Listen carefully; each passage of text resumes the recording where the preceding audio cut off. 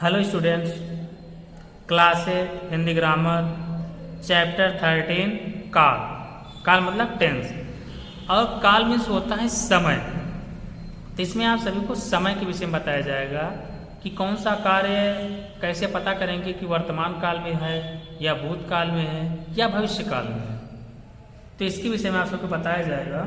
इसका डिफिनेशन हो जाएगा, क्रिया के जिस रूप से उसके करने या होने के समय का बोध हो उसे क्या कहते हैं? उसे काल कहते हैं। और जो काल होते हैं वो 3 प्रकार के होते हैं, वर्तमान काल, भूतकाल और भविष्यत काल।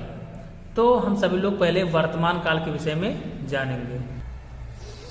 जैसा कि आप सभी को भी बताया गया कि काल के 3 भेद होते हैं, वर्तमान काल, भूतकाल, भविष्यत काल। वर्तमान काल क्या कहते हैं? प्रेजेंट टेंस, भूतकाल को पास्ट टेंस और भविष्यत काल को फ्यूचर टेंस कहा जाता है। तो पहले हम लोग क्या देखेंगे? वर्तमान काल। वर्तमान काल उसे कहते हैं जो समय चल रहा हो। जो समय चल रहा है उसे क्या कहा जाता है? वर्तमान काल। ये पता कैसे चलता है? जिस वाक्य के अंत में हा, हे, ही आए उसे कहते हैं वर्तमान काल। जैसे ता है, ती है, ते हैं, ये सब आते क्या पता चलता है? वर्तमान काल पता चलता है। तो वर्तमान काल का जो डिफिनेशन होगा, वर्तमान काल से चलते हुए समय का बोध होता है। इसमें क्रिया आरंभ तो होती है पर समाप्त नहीं होती है। जैसे आंसू जाता है, माधुरी पढ़ती है, सुधा आ रही है, शायद वह पढ़ रहा हो, इसे क्या कहते हैं? वर्तमान काल। और वर्तमान काल के भी भेद होते हैं, ठीक। तो जैसे सामान्य वर्तमान काल, अपूर्ण वर्तमान काल, पूर्ण वर्तमान काल, इस टाइप से इसके भेद भी हैं। पहला हम लोग देखेंगे सामान्य वर्तमान काल क्या है। सामान्य वर्तमान काल को क्या कहते हैं? प्रेजेंट इंडेफिनिट टेंस कहते हैं। तो जो प्रेजेंट इंडेफिनिट टेंस होगा वही सामान्य वर्तमान काल भी होगा। सामान्य वर्तमान काल जो होता है वो एकदम सिंपल होता है, ठीक है, एकदम साधारण। जैसे वह जाता है, वह पढ़ता है, वह लिखता है, वह खेलता है, सभी क्या है? सामान्य वर्तमान काल है, ठीक है। जिसके अंत में क्या है? ता, ते, ती आते हैं, उसे क्या कहते हैं? सामान्य वर्तमान। से सुधा जाती है, विमल खेलता है, सीता पढ़ती है, गीता लिखती है, जो सिंपल एकदम उसे कहते हैं सामान्य वर्तमान काल। और अपूर्ण वर्तमान काल, अपूर्ण वर्तमान काल उसे कहते हैं इसमें कोई कार्य रहा रही, जिसे चल रहा है, कोई कार्य चल रहा हो, उसे कहते हैं अपूर्ण वर्तमान काल। अर्थात जिसमें रहा है, रही है, वाक्य अंत में अगर आते हैं तो अपूर्ण वर्तमान काल होता है। जैसे मोहन पढ़ रहा है, तो रहा है आया, अपूर्ण वर्तमान काल। अर्थात इसमें कार्य चलता रहता है, ठीक है, चल ही रहा है वो, अपूर्ण वर्तमान काल में। जैसे भी कह दिया जाए, मंदिर में घंटा घड़ियाल बज रहा है, तो रहा है लास्ट में आया, तो क्या हो गया? अपूर्ण वर्तमान काल। छात्राएं साइकिल चला रही हैं, चला रही हैं, तो क्या हो गया? अपूर्ण वर्तमान काल। इसमें देखेंगे क्रिया का वह रूप जिसमें वर्तमान काल में क्रिया के सतत होते रहने का बोध होता है, कार्य पूरा नहीं हुआ रहता, उसे अपूर्ण वर्तमान काल कहते हैं। इसमें कार्य पूरा नहीं होता है, चलता रहता है, तो उसको क्या कहते हैं? अपूर्ण वर्तमान काल कहा जाता है। इसके बाद देखेंगे पूर्ण वर्तमान काल, ठीक है। इसमें क्या होता है? कार्य के इस रूप में वर्तमान काल में कार्य के पूर्ण होने का पता चलता है। इसमें क्या होता है? चुके हैं, चुकी हैं, लास्ट में जब आता है तो उसे क्या कहते हैं? पूर्ण वर्तमान काल। जैसे कह दे वह पढ़ चुका है, वह पढ़ चुका है मतलब उसका कार्य पूरा हो चुका है, तो उसे क्या कहेंगे? पूर्ण वर्तमान काल। वे लिख चुके हैं, वह पढ़ चुका है, वह खा चुका है, वह गा चुका है, ये सभी क्या होते हैं? पूर्ण वर्तमान काल होते हैं। अब आता है संदिग्ध वर्तमान काल। संदिग्ध वर्तमान काल उसे कहते हैं जिसमें क्लियर ना हो, संभावना की जाए, शायद वह आता हो, संदिग्ध वर्तमान काल हो जाएगा। क्रिया का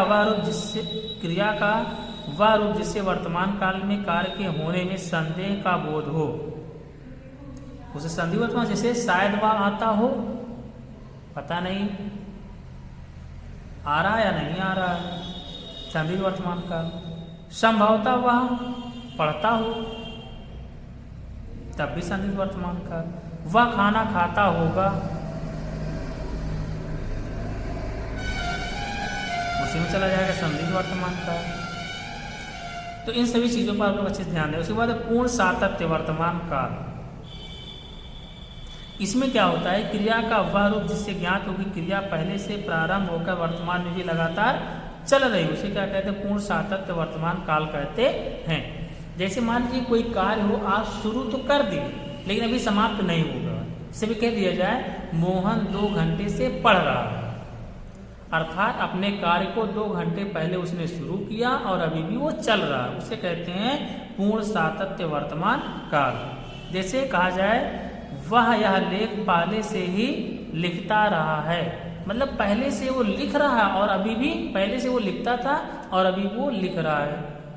इस टाइप के सेंटेंस को या वाक्य को क्या कहते हैं, पूर्ण सातत्य वर्तमान काल कहते हैं। मतलब जो भी कार्य होता है पहले तो शुरू होता है लेकिन आगे वो चलता ही रहता है, पूरा नहीं होता, उसे कहते हैं पूर्ण सातत्य वर्तमान काल। इसके बाद देखेंगे भूतकाल। भूतकाल किसे कहते हैं, पास्ट टेंस को, अर्थात जो समय बीत चुका है, जो समय बीत गया है उसे क्या कहते हैं, भूतकाल। और इसके 6 भेद होते हैं। क्रिया का वह रूप जिससे कार्य की समाप्ति का बोध हो, उसे क्या कहते हैं, भूतकाल। जैसे लड़का गया, वो चला गया, भूतकाल।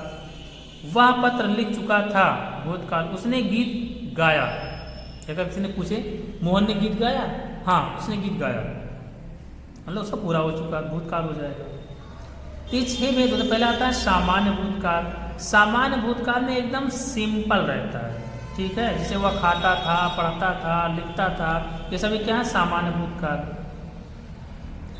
क्रिया के जिस रूप से सामान्यतः बीते हुए समय का बोध उसे सामान्य भूतकाल कहते हैं। जैसे सीता ने गाना गाया तो गाया, सामान्य भूतकाल हो जाएगा।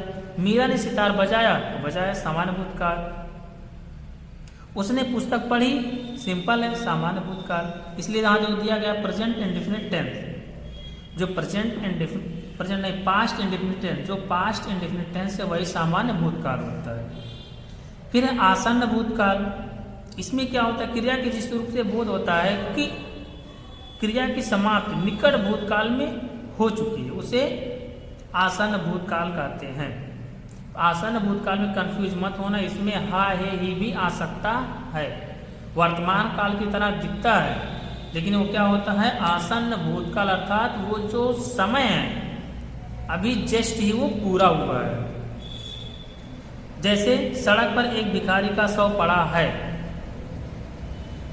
सड़क पर एक भिखारी का शव पड़ा है, यार आपको लग रहा होगा वर्तमान काल है, लेकिन नहीं, ये आसन्न भूतकाल है, क्योंकि शव पड़ा है, अभी कुछ ही समय पहले वो एक्सपायर हुआ होगा, इसे क्या कहते हैं, आसन्न भूतकाल।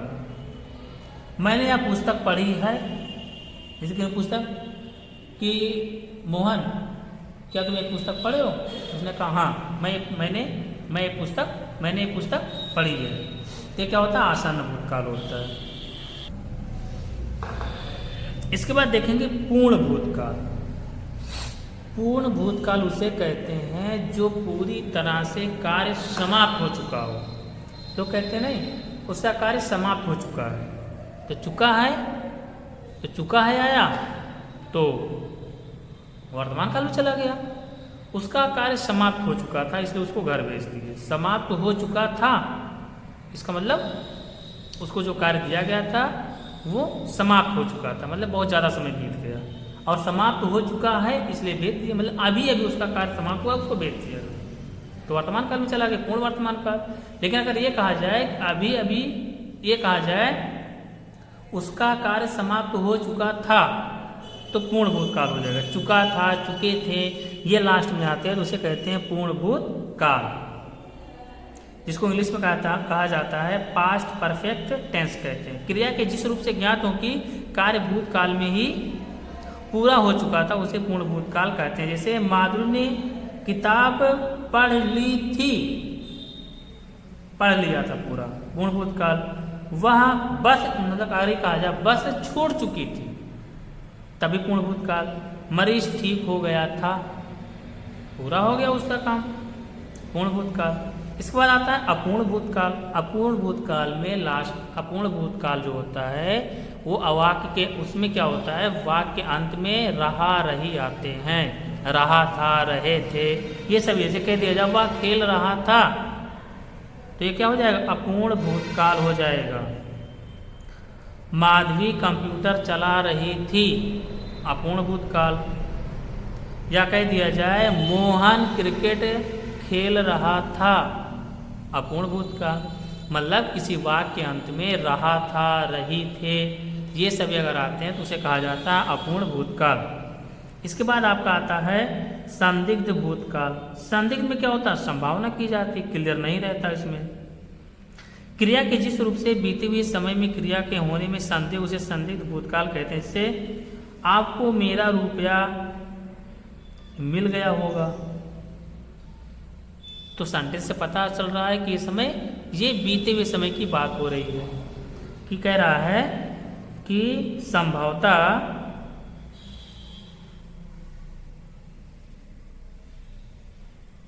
कह रहा है कि संभवतः नहीं है, कह रहा है आपको मेरा रुपया मिल गया होगा। कि मान लीजिए किसी ने किसी से पैसा उधार लिया, वो आया, उसको कहा कि आपको मेरा पैसा मिल गया होगा। इसका मतलब बीते हुए समय का बोध हो रहा है, लेकिन कन्फर्म नहीं उसको है। आपको मेरा रुपया मिल गया होगा, कन्फर्म नहीं, मिला कि नहीं मिला, तो संदिग्ध भूतकाल। संभवतः तुम्हारी परीक्षा समाप्त हो गई होगी, तो सेंटेंस से पता चल रहा है बीते हुए समय का बोध हो रहा है, बीते हुए समय का बोध हो रहा है, लेकिन कौन सा, तो मतलब संदेह है, संदिग्ध भूतकाल हो जाएगा। शायद वह सो चुकी होगी, सो चुकी होगी, सो चुका होगा नहीं, शायद वह सो चुका होगा, ये अलग है। शायद वह सो चुकी होगी, दोनों में अंतर आ रहा ना, तो शायद वह सो चुकी होगी, क्या हो जाएगा, संदिग्ध भूतकाल हो जाएगा। इसके बाद आता है हेतु हेतुमद भूतकाल। इसको आप लोग देखेंगे, हेतु हेतुमद भूतकाल में क्या होता है, क्रिया का वह रूप जिससे ज्ञात हो कि भूतकाल की एक क्रिया दूसरी क्रिया पर आश्रित है। कुछ समझ में आया? इसमें क्या होता है, हेतु हेतुमद भूतकाल में एक क्रिया जो होती है वो दूसरी क्रिया पर आश्रित होती है, एक के बिना एक दूसरे का कार्य नहीं चल सकता है। ठीक है, जैसे कुछ लोग नहीं रहते हैं कि जब कोई, जैसे मान लिया आप लोग पढ़ने आते हो, सोचते हो अगर वो चले तब हम भी जाएं, एक दूसरे का इंतजार करते हो, तो इसका मतलब क्या हुआ, आप उस पर आश्रित हो। मान लीजिए छोटा बच्चा हो तभी आ सकता है पढ़ने जब बस पहुँचे, अर्थात वो बच्चा किस पे आश्रित है, बस पर आश्रित, बस पहुँचेगा तभी वो आएगा।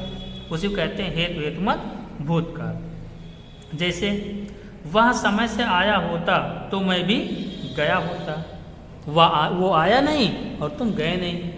अब यहाँ पे सर्वनाम का प्रयोग हो रहा है, अगर हम मान लीजिए संज्ञा का प्रयोग कर ले, मोहन आया होता तो मैं भी गया होता, अर्थात एक दूसरे पर क्या हो रहे हैं, आश्रित हो रहे हैं। वो नहीं आया, वो नहीं गए, तो इसे क्या कहते हैं, हेतु हेतुमद भूतकाल। लेकिन आपको सेंटेंस से क्लियर करना पड़ेगा कि ये बीते हुए समय का बोध करा रहा है या नहीं करा रहा। अगर बीते हुए समय का बोध वो करा रहा है तभी हेतु हेतुमद भूतकाल होगा। इसके बाद आपका आता है भविष्यत काल। भविष्यत काल देखेंगे, इसमें क्या होता है, भविष्य मतलब आने वाले समय के विषय में इसमें बताया जा रहा है। क्रिया के जिस रूप से आने वाले समय का बोध उसे भविष्यत काल कहते हैं। भविष्यत काल के तीन भेद होते हैं, एक सामान्य भविष्यत काल, एक संभाव्य भविष्यत काल, एक हेतु हेतुमद भविष्यत काल। सामान्य भविष्यत काल मतलब आपको दिख रहा होगा फ्यूचर इंडेफिनिट टेंस, जो भी सेंटेंस फ्यूचर इंडेफिनिट टेंस में लिखे जाएंगे वो होंगे सामान्य भविष्यत काल।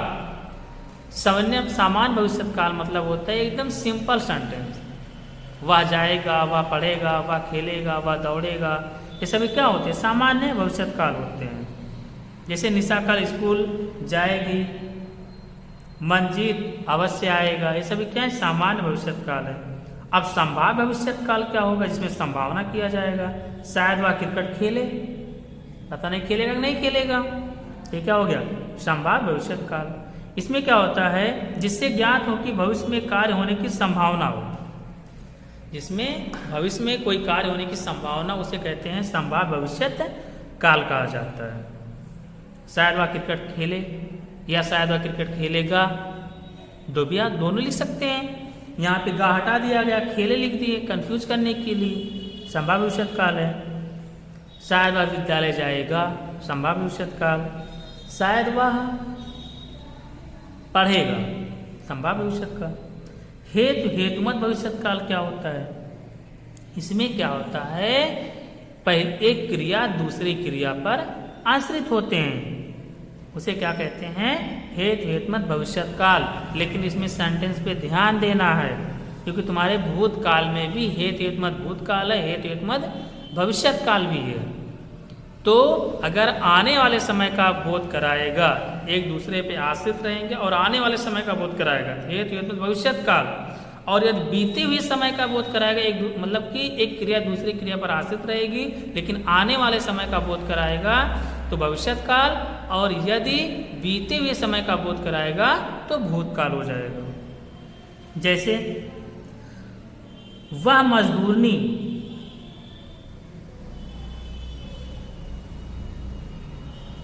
जैसे कह दिया जाए वह मजदूरी करे तो पेट भर खाए, वह मजदूरी करे तो पेट भर खाए, नहीं करेगा तो नहीं खाएगा, भूतकाल में जा रहा है।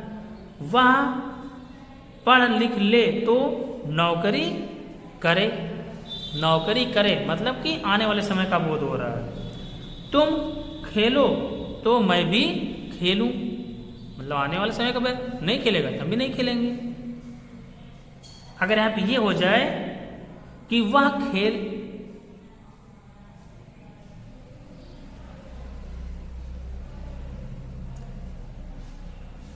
अगर यहाँ ये सेंटेंस रख दिया जाए वह समय से आया होता तो मैं भी गया होता, तुरंत भूतकाल का बोध हो रहा है, मतलब बीते हुए समय का, इसलिए वो हेतुमत भूतकाल हो जाएगा। और यहाँ पे क्या हो जाएगा कि तुम खेलो तो मैं भी खेलूं, ये आने वाले समय का बोध करा रहा है, इसका मतलब ये हेतुमत भविष्यत काल हो जाएगा।